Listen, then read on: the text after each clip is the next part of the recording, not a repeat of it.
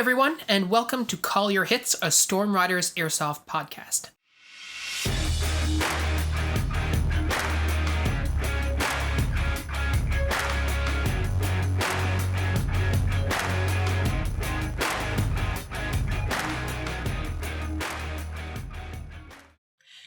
Thanks for joining us, everybody. Today we've got Chris in the studio with us, and we're going to be talking a little bit about goal setting. It's something that we've talked about on the podcast before, but it's really a foundational piece to how we improve as, well, people in general, but also as airsoft players, right? Like, you have certain skills that you want to improve on. How do you improve on them? Well, you set goals for yourself. You set yourself things that you want to achieve, if you're hitting the gym, it might be a certain weight that you're trying to lift. If you're a runner like me, it might be a run that you want to do, like a 10K or something like that. And that applies equally for everything, and it does apply for us in Airsoft.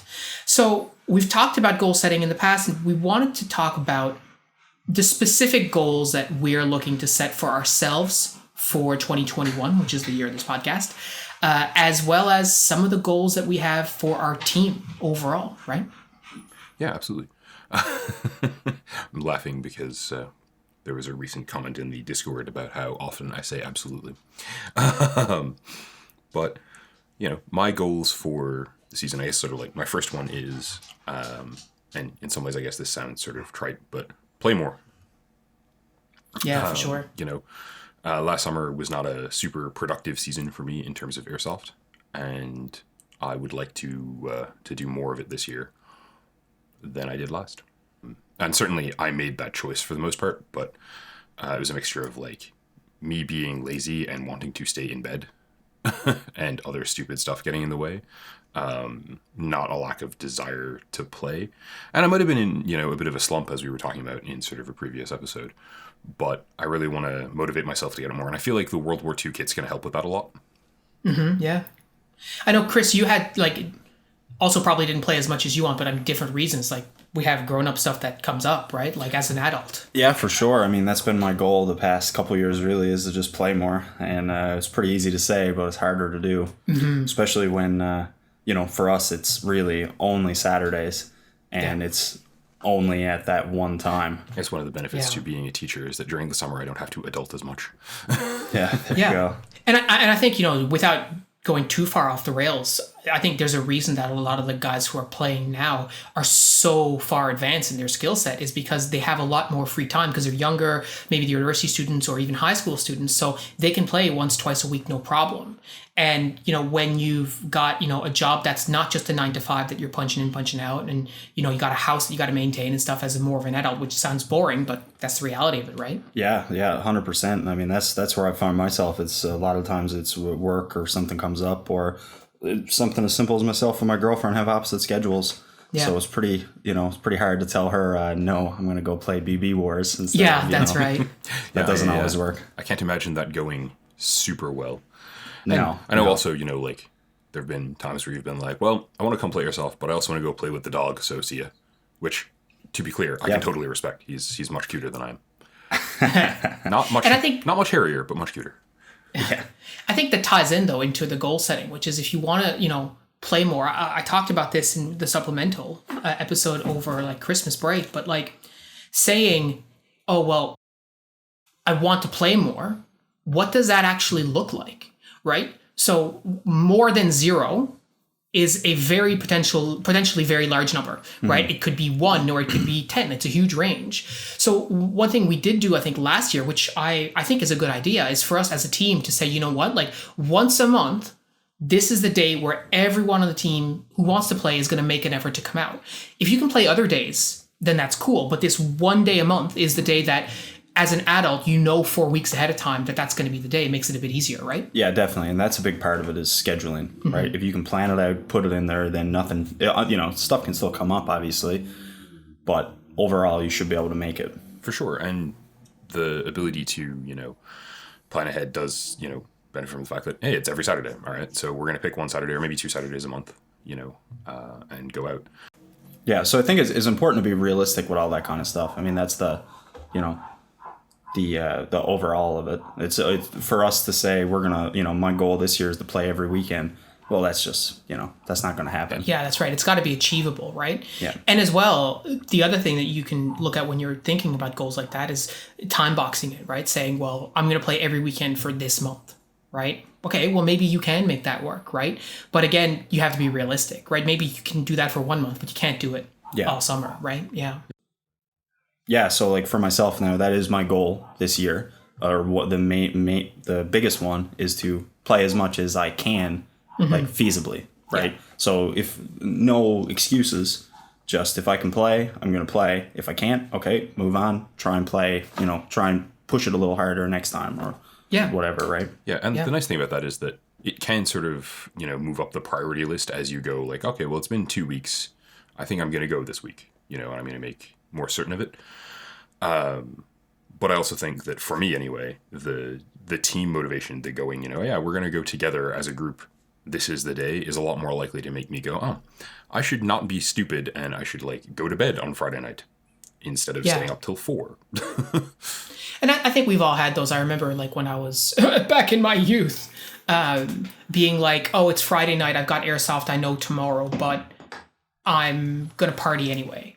But yeah, and so the result is, you got this thing to do, but you decide to do other things that on the next morning you're hungover. You're like, I'm not going to play, right? And that's, it's not irresponsible, or I'm not going to be preaching to anybody about what you should or shouldn't do, but it's all about knowing what your priorities are in this particular context. And to be fair, I mean, the majority of, when I first got on the team, the majority of my games were hungover, right? That was just a fact. In university, Friday night, you're going out, and then Saturday morning, 9:00, you got to hike up Red Cliff. Yeah. And there was many a morning where it was, a barf on the side or, whatever.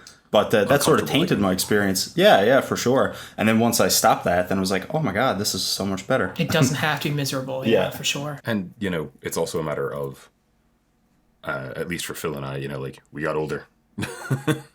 Yeah, I can't party like I could when I was younger, right? It's just not feasible. And, ever since I've gotten into running and doing races and stuff like that too, I'm very conscious of the impact of being properly rested and fed and hydrated before doing anything that requires physical exercise. And you can say, oh, well, Airsoft is just a game or whatever.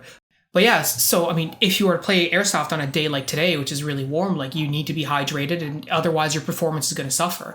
And so knowing that now, when I go to looking at playing Airsoft, I'm like, I don't want to be hungover because I want to feel good when I'm playing, right? Yeah.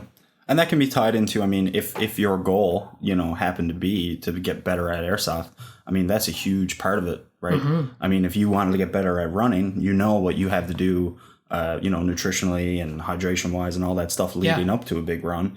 So, I mean, that's something to really, really look into, right? Yeah. And I think people don't really think about Airsoft in that way because it's, quote unquote, just a hobby or just for fun. But anytime you're looking at performance, right, you need to understand all the different factors that go into that. And sure. I mean, I definitely played games where I was hungover and I was like, oh, I can't run because I'm going to puke or whatever. And that's funny looking back on it, but I definitely wouldn't want to be at that very much, right? It's just not enjoyable. And especially going back into our previous point about, we might not get to play as much as we want anymore. So I sure as hell don't want the one time a month that I get to play to be, I'm suffering for it. Let's see if we can make this as much fun as possible, right? Yeah.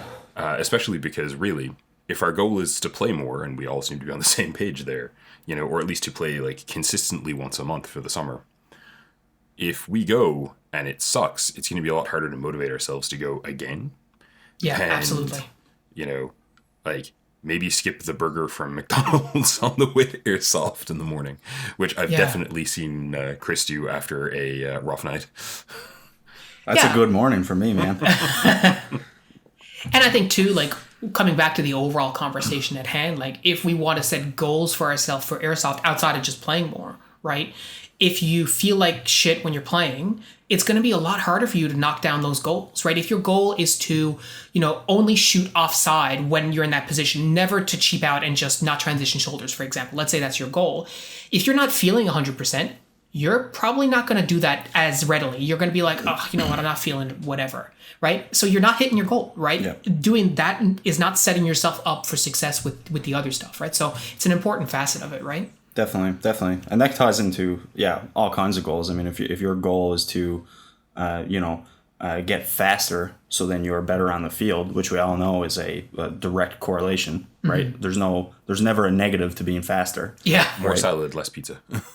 Yeah. So if you're hitting your runs every day of the week and feeling good, and then Friday night you blow it all out, and then Saturday, you basically erase that, right? Yeah, like that's you're right. not gonna experience those gains at that time, right? Yeah. And I mean, as a side note, I think it's something that I've noticed myself over the last like couple of years, just getting more into running and just getting fitter physically. I can see players on the field who are wiped after a couple of games, and I'm still like, I'm good to go. And it's not because they didn't run, they ran and I didn't, because yourself, like I typically don't sit around a whole lot. Yeah. And I certainly don't shy away from, just running on the field and moving as fast as I need to. What he means to say but is it's just, Phil likes to charge directly at the enemy while firing. well, I mean, yes, but not always. But, you can see people who are not in that same shape. And so you're feeling good and they're not. That gives you an edge too, right? Yeah, So it's something to consider. Well, I think we've all been in different points of fitness with Airsoft and seen the definite, benefits of it. Like, running around at $170 versus, say, 240, a big difference. Yeah, Yeah. absolutely. Right. And like, yourself, Pat, I mean, like running around, when you were running all the time, It was much easier. lot Yes, more. I need to get back to, doing that. That is a goal of mine for the season. Not really an Airsoft one, just a yeah. I have become too round and sedentary. But it's nice that when they line up, right? Because like every time you go to play Airsoft, if you're just a little faster, you notice yourself, doing this a little better. And that's a really good way to quantify something that's harder usually to quantify. Yep. Like if Pat, yourself and Phil were running for an objective, we know that Phil is probably faster, but if each couple weeks you're 10 feet behind them, now you're 8 feet, now you're 6 feet. Yeah, absolutely. Right? Like, that's something very easily quantifiable. Motivation. Yeah. Yeah, 100%. Yeah. And it's that Step little one, sort of catch like, Phil. Step 2, motivate Phil to run faster by chasing That's Phil. right. and also I think ultimately, you're just getting to a point where you're getting the confidence boost too. Like not only are you improving, but you're seeing that you're improving, and that really helps as well. Absolutely. Especially when your goals are more, directly Airsoft related, right? Like running and stuff is definitely important. But if you think about, like I want to do, I want to shoot less BBs, Yep. right? Shoot fewer BBs when you're on the field. That's something, for example, I shoot a lot of BBs. I shot a lot of BBs the last game that we played.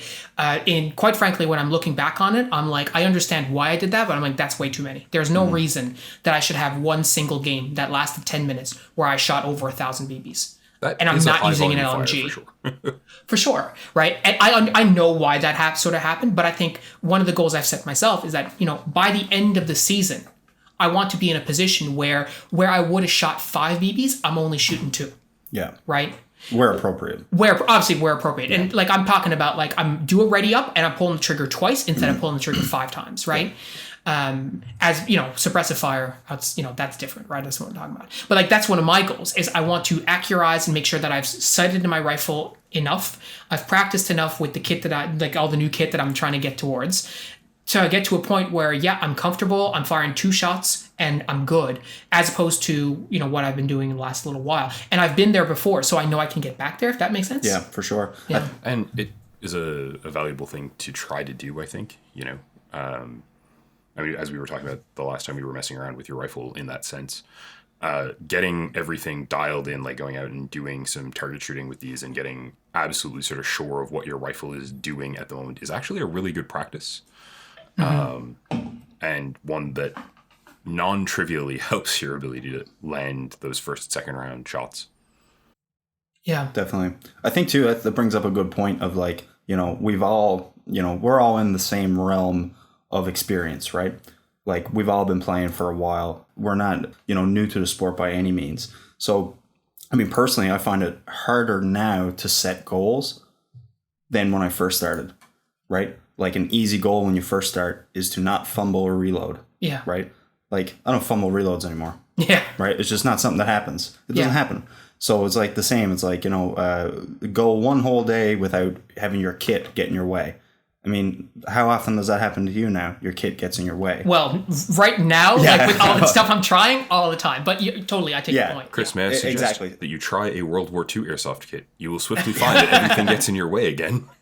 Turns out building a historical airsoft kit teaches you a lot of things, and that one of those things is why we've invented a bunch of the modern kit we use. Yeah. Well, when John did that video, like he was in my basement for like 2 hours going through all his kit, and I was blown away, right? Like, you know, seeing all the stuff, and I was like, oh yeah, that's why we do this now, because that took 2 hours. Right. That's like, you know, the next time I play, when I'm running that, I have an entrenching tool. It's like, why do you have an entrenching tool? Because it's historically accurate to what I should be carrying. Do I expect to entrench my position at the local airsoft field? I feel like they probably wouldn't be super happy with me. I think if you were to do a modern impression of like a kit of a soldier in Afghanistan, you'd have a lot of that same sort of stuff that they carry. Yeah, for sure. But in terms of progression of the gear itself, like the fighting gear, like their, the rigs, and even just the way they use their rifles, I think looking at my airsoft time, like the way that I was manipulating my rifle, in 2009 compared to the way that I do it now has evolved even still. And that's not because, it is because I've learned new ways of doing it. But the things that we're doing now wasn't really part of the common space knowledge in terms of rifle shooting, right? People weren't really doing the kinds of stuff that now shooting instructors are recommending that people do. Yeah, right? it wasn't filtered down to us. Yeah, exactly. Yeah, for sure. Like the people overseas might do it, but even still, like you think about like your rank and file soldier or whatever, they might not be manipulating their rifle like that. Like the way that you see shooting instructors teaching it now, like guys like Mike Glover and stuff. Like it's an easy analogy for that for me is like look at what a Mercedes had in 2000, and that's what was in your car, your new Corolla in 2015. Yeah. Right. So it filters down through. Yeah, it's a good analogy. Yeah. And I mean, in terms of technique and stuff, the degree to which YouTube has changed that is also pretty good. Yeah, 100%. Yeah. There are a lot of things that I've learned by going, dear Google, how do I do this? And watching a YouTube video that, I don't think that would have worked as effectively in, 2001.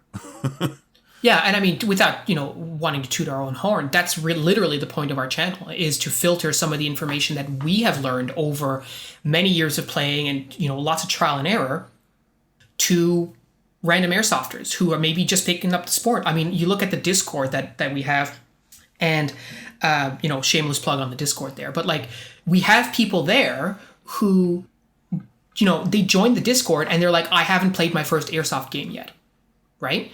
Like guys like Glick, right? Who's like, I haven't played. I'm going for my first game. Like, what's it going to be like? And and it really took a lot of our comments. To use the business word, like he onboarded a lot of those comments, right? He learned from them and started learning and implementing them before he even hit the field. And then you got other guys like Chaz, who has been playing airsoft since airsoft came over with Christopher Columbus, right? So like we've got the whole breadth of experience. Historically accurate airsoft with Phil. Well, yes. But the whole point is, you can filter a lot of that knowledge and you can share it, right? Yeah. So without going too far off topic, I think that's a good analogy. Definitely. I think, setting goals for yourself is really important. So I talked a little bit about how, I want to shoot fewer BBs, right? Spend a little bit less money. That'd be better. But it's equally important to look at the people you play with, right? And say, like, what are our goals as a team? And I think one of the things we've always done, I would say fairly regularly, is, after actions, right? Like we just had a game, like what went well, how can we be even better? What could have gone better, right? Yeah, and those have definitely been very effective at sort of both keeping us focused while we're playing and growing our skills, or at least keeping me focused and growing my skills. Mm-hmm.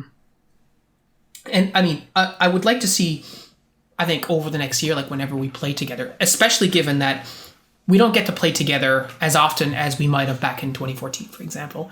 I would love to be doing those more frequently, right? Like, or in the games that, and we don't get very many games where we play just all of us together versus, the other crowd. But I think those are very valuable. I think it's something I want to see us keep doing this year for sure. Yeah. And I think that's changed like partly because of the way that, you know, the community has changed.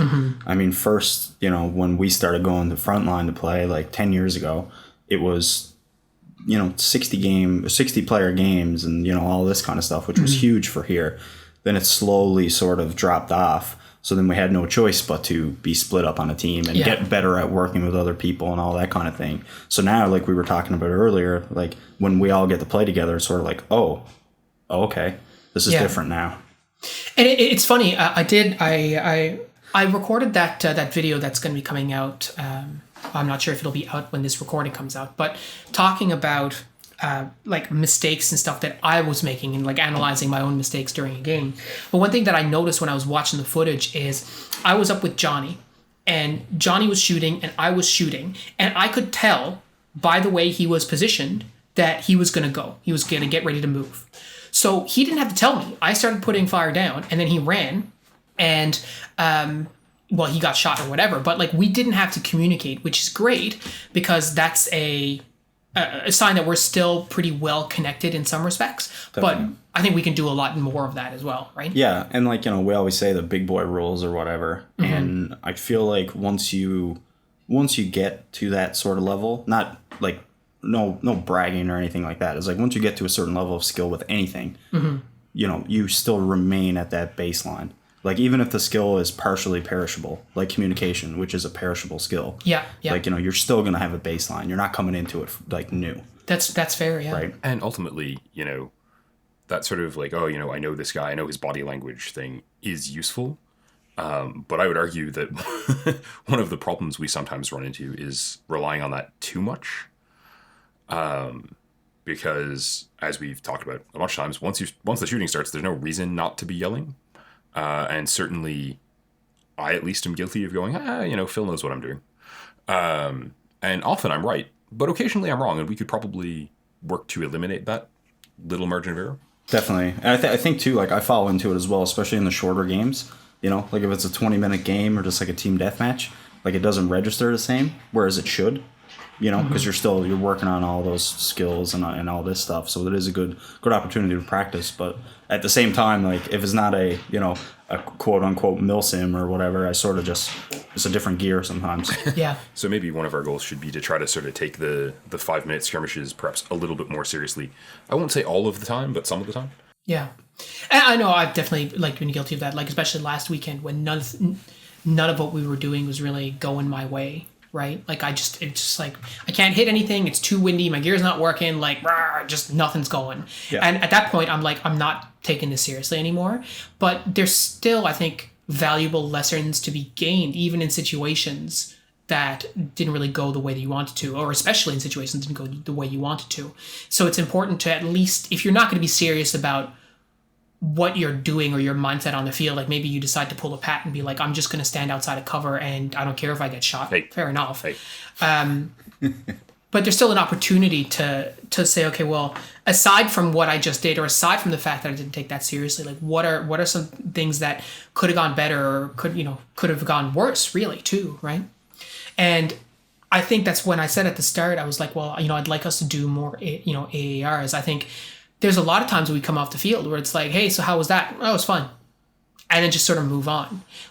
But if we dig enough, and we don't have to spend like half an hour doing a full-on like military style debrief with Cal, like grilling us. It's like, no. But like we can say like, okay, but what else, right? We can just scratch a bit more. And that's one thing that as a team, like I'm going to be doing. And I have to commend John, because John has been really, really good at that over the last few times that I played with him. He's like really pushing for like, what did we do well? Like, how could I have it gone better? Yeah, I think once John switched gears like a couple years ago into, you know, putting together a modern kit, not even a modern kit, just a more functional kit. Because say what you will about a World War II kit, it's never going to be as functional as a modern kit. Yeah, that's sure. ultimately pretty true. Yep. Yeah, like, and you can get very good with them, no doubt. But there's a reason they don't use them anymore. Yeah, 100%. Yeah. Right. You know, so once he got into that and his mindset switched, and still like he'll come out with his World War II gear and still, you know, kick ass and do well and all that stuff. Yeah. But it was definitely a switch for him, and yeah, he's just skyrocketed. And he really gets it, and he asks those good questions. Like he knows. Well, firstly, I think it's a really good example of how he has understood those fundamental skills, not just apply, but they benefit him. And so he gets really pumped when it plays out for him. He came off the field when I was playing with him last, and he's like, dude, you should have seen that. That was so sick. I came out of the building. I saw a guy. I was like, bang, bang. I turned, saw another guy, bang, bang. Perfect movement. I was like, that was beauty. And I was like, it's too bad you're not wearing a GoPro, dude. That makes for way better footage. Yeah. But like, I don't, and I think he would have been jazzed doing that anyway. But I think the reason that he was even so sick for him is because he saw the immediate transfer of all the stuff that we've been working on and direct application to how it benefited him on field, right? Absolutely. Yeah. Oh, 100%. Practicing a new skill and then executing it and getting the effect that you're looking for is a great feeling. Yeah. So I want to spend more time having those conversations as a team to see when those things are happening so we can, boost each other. And when we're not playing, but if we decide to take an evening to go do a team practice like we've done, several times in the past, like we're drilling down and focusing on those things that really help make us better, like really make a big difference. Because you can say like whatever you want about some of the tactical skills and like weapon manipulation drills that we have done over the past. Some of them are extremely effective and some of them really are not so applicable, right? Like we spent a lot of time doing reloads and reload drills, and that's fine, but probably a little too much. You know what I mean? Yeah, definitely. Well, partly because that's easy to practice on our own, right?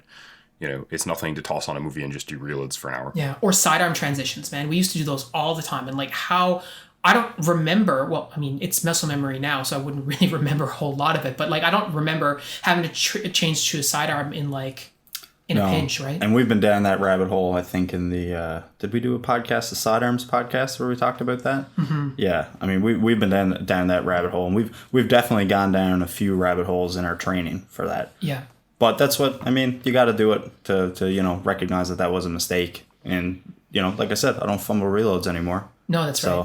So there definitely is a plus from it, but could our time have been spent doing something better? For sure. Yeah. Well, it's like that. And, how are we to know really without putting in the time and figuring it out that sidearm skills aren't actually that big a deal? Yeah. And I mean, it was fun at the time. Like I had a blast doing it, but like in terms of if we're going to invest the time into stuff that is the most useful for us, it's probably not the place.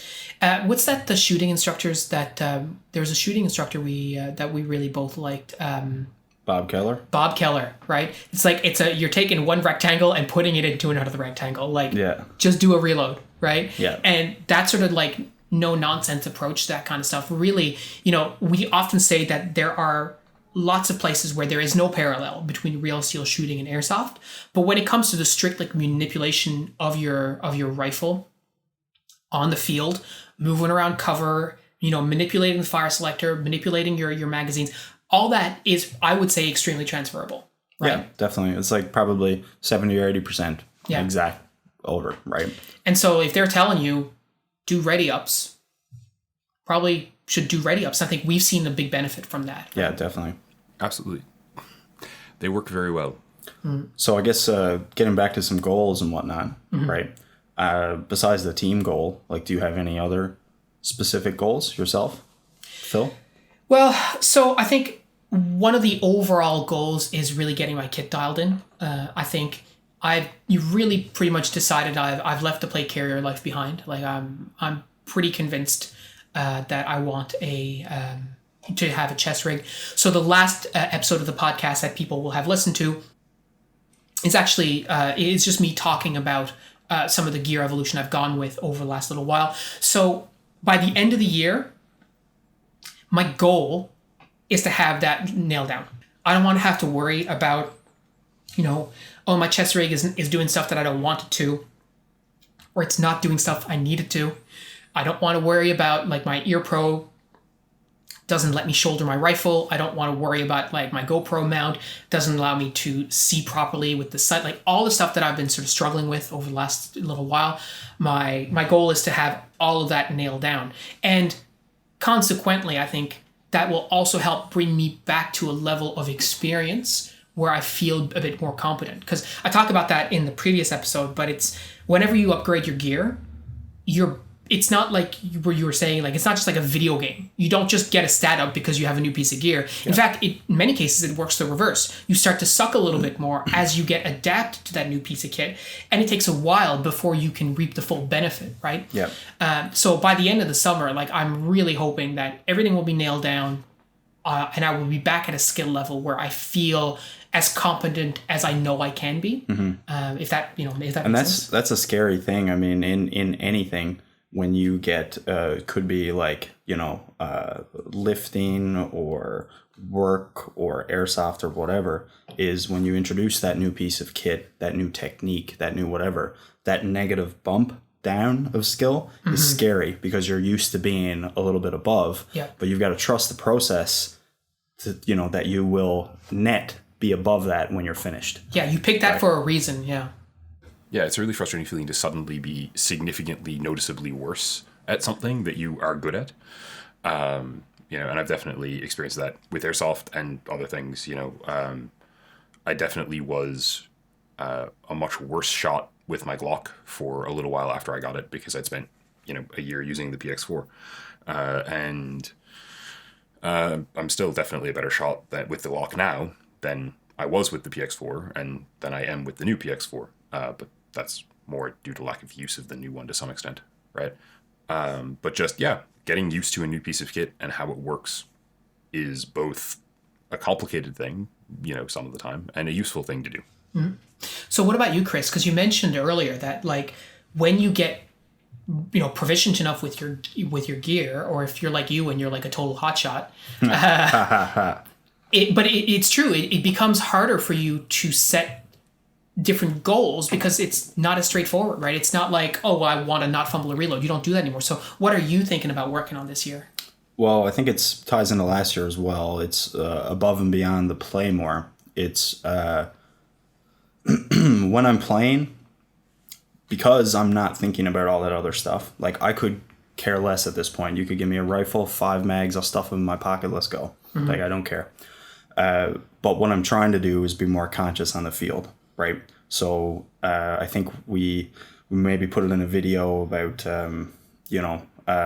little things like what to do when you're on cover, like constantly improving your position. Yeah. Trying to think through everything, right? Running those, what are they called? The little loops? The OODA loops. OODA loops. Just that kind of thing, not super technical or super crazy into it. Like, I'm not making notes on the field, but I'm trying to consciously think about it, right? The same as, like, you ever play a new video game and all you're doing is reacting, right? And then when you get good at the video game, you're thinking and saying, like, last time I came through here, a guy went this way, right? Doing the same thing on the field. So try to autopilot less and plan more. Makes sense to me. Yeah, no, and I mean, I think that makes a lot of sense. We mentioned it, in the podcast before, but the less amount of time that you have to spend thinking on, like, your own kit and your own manipulation stuff, the more time you can spend thinking on everything else. And what I found is that, so I always say that shit, and then I'd be sitting there behind a piece of cover, not worrying about anything, because I got a full mag in my rifle. I know whom I can hit on the field. I know what's going on around me, and I'm sitting there doing nothing, right? So now, like, I'm trying, like I said, being more proactive, trying to, think your way through everything. Yeah, and you mentioned, and that was one of the things we mentioned in the video about more advanced players, like improving your position. And we apply that in a literal sense, which is like, okay, well, I'm going to tuck my foot into the cover a little bit more so I'm less exposed. I'm going to see where I can shoot from. But there's also improving your position in the terms of strategic position, right? Yes. So understanding, like, just even understanding where you are in relation to where everybody else is a huge advantage, because in a lot of cases, when you think about the average airsofter on the field, they know where they are, they know where maybe their buddy is, and that is it. Yeah. Right? So we have comms gear, which helps us with that. But even without the comms gear, you can look around and visually assess where you are, where your allies are, and make that little map in your head, right? Yeah. That makes a huge difference. Anybody who's ever played the village with me in a defense game knows that I love to run around that village as a floater, I call it, and just, assess. Yeah. And that's my favorite thing to do, right? Is run around, look at where players are, assess where a weakness could possibly be, and then move things around, right? Yeah, and you can't do that if you're just worried about, like, where's my piece of kit? Like, is my mag dangling or and whatever? At any point in that position, you could be firing long range, or there could be, you know, somebody could be right in the building, and you just got to be ready to go, right? Mm-hmm. Yeah, for sure.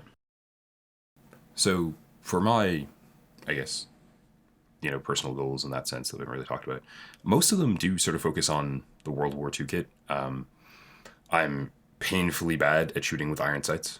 Really, I'm walking my BBs onto the target with the Garand with the BBs, not with irons, and I need to work on that. And I think when we go out to dial in Phil's rifle next, I'm going to bring it along and get it dialed in so that I have a better degree of comfort with, you know, shooting with the irons and knowing, okay, no, if I have someone in the irons, I'm going to hit them. Can't get a World War II red dot, hey? Yeah, as it turns out, not a thing I can acquire. Excuse me. Call of Duty World at War, there were red dots. So yeah, John Ledger will fact check you on that. I think he might be a little perturbed with me. Yeah. But I think you raised a good point though, because irons are not really things we've been accustomed to using at all. Because as soon as we get a rifle now, we slap our red dot on there. Well, my old rifle, I had I never switched to a red dot until almost like 2015. Oh wow. Yeah, and I was convinced that there was no difference, and now I am convinced that there is a huge difference. And I think that there is a big... people like to say that irons are just as good. Like you're shooting real steel. Irons on real steel, fantastic. Do you know why? Because where your aperture and, you know, your point of aim is where your frigging bullet goes. Yeah. That doesn't happen in airsoft. So it doesn't matter how accurate your rifle is, your BB is never going to go where your irons are. Yeah. Right? Yeah. And it's very, very hard to make adjustments with that, because you're trying to watch a BB as you're trying to watch a post through an aperture, as you're trying to keep your, you know, you've got two different visions going on. Yeah. So I 100% understand where Pat is coming from. Yeah, it's a tough ask for sure. Yeah. And sort of related to that, I want to get inside of the gun and do some tuning with it and upgrade it a bunch, because I'm a madman and it'll be fun. Are upgrades as available for those World War II guns as obviously not as available as for an M4? So yeah, I mean, definitely. Internally, it will take a lot of the parts that we normally use, or some like small variations on them. Yeah, it's an ICS, so it's got a custom gearbox, so I can't replace the gearbox. And replacing the nozzle, I think, is probably going to be impossible. But I'm going to do what I can with it. One thing I've realized is that it actually has an air quotes, sniper rifle length barrel. So I'm going to see about getting ideally a Mad Bull that's, for a PSG-1, is around the right length. And that's your M1 Grand you're talking about, right? Yeah. Yep. Okay. Absolutely. And that should give me the ability to at least reach out and touch people at distances that they will find alarming, which will hopefully ameliorate some of the relative drawbacks to the kit, such as, the 40-round mags and the slow reloads, relatively speaking. And it's heavy. I mean, yes, that's definitely also the case. It's not the most pointable gun I own by a considerable order of magnitude. But yeah, I think it should be fun to sort of work in the skill set of shooting with that rifle, and also tune the gun the way I want to. You get to be a beginner again, right? Yeah, exactly. Yeah. And I mean, the couple of games I have played with the Garand, I've been kind of shocked by how effective it is for a stock gun. So that's super fun. As a side note, you know who else is shocked? It's other players. I think airsofters in general see World War II kit and they don't take it as seriously as modern kit. So if you put you or John in your World War II kit next to Chris and you ask a random airsofter, who do you want on your team? They'll pick Chris because he looks operator. But the reality is your gun internally has a sniper rifle barrel, so you might be effective 50 or 60 feet further away than Chris, but people don't think that way, right? Yeah. It's also works in reverse. You see some guy with a sniper rifle and a ghillie suit, you're like, oh my God, a sniper, and he's shooting 100 feet max, and you're like, great, awesome, right? To be honest, that's such a big thing. I mean, we've experienced that with people coming with an LMG that can, it's just as well you had a sparrow fart in a straw for how far it can shoot, right? Yeah. But people see it, and it's that intimidation factor for sure. Yeah. I have never taken as much fire as I took carrying the Mark 46, and it was uncategorically the least effective airsoft gun I've ever owned. Yeah. You know, like the hop-up just didn't work in it.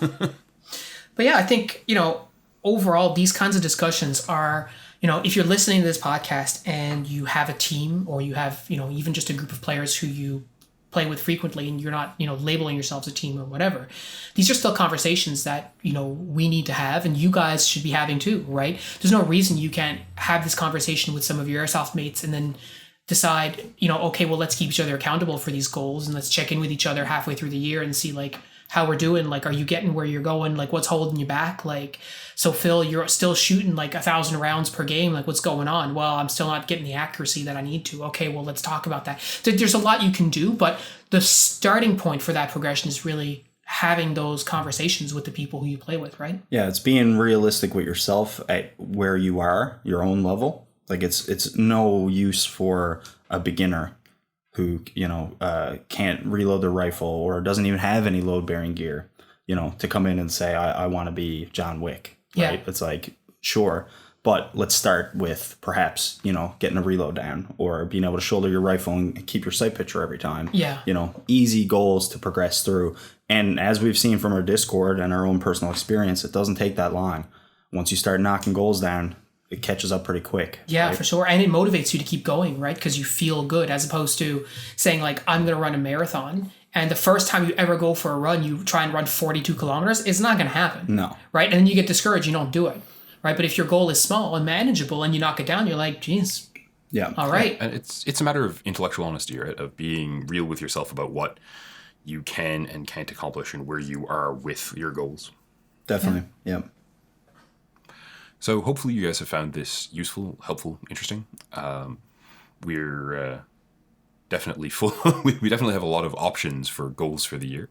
And hopefully I will manage to live up to some of mine. I have more faith in Phil and Chris, if I'm being completely honest. But yeah. Yeah, and if you want to keep the conversation going, feel free to join us on the Discord. The link is in the description. And hopefully we'll see you there. But until next time, that's all we have for you. Have a good week. Take care, everyone.